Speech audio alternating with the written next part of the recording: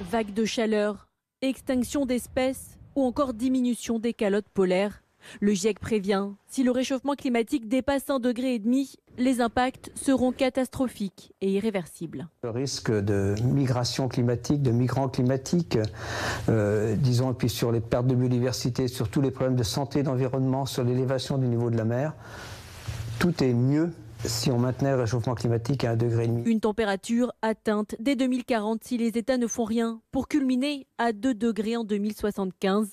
Un demi-degré aux conséquences concrètes. Par exemple, à 1,5 degré, 9% de la population mondiale est exposée à au moins une vague de chaleur extrême dans les 20 prochaines années, contre 28% si la température augmente.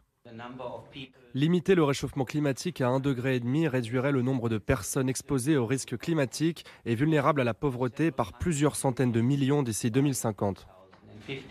Les transformations doivent être rapides et sans précédent, prévient le groupe d'experts intergouvernemental sur l'évolution du climat, avec un objectif, réduire de moitié les émissions de gaz à effet de serre d'ici 2030. On peut faire des énergies renouvelables et remplacer le charbon par des énergies renouvelables. On peut également remplacer nos véhicules diesel et essence par des véhicules électriques, par de nouvelles formes de mobilité. Des actions qui doivent aller au-delà de l'accord de Paris. Car même si chaque État respecte ses engagements, la planète se réchauffera de 3 degrés d'ici la fin du siècle.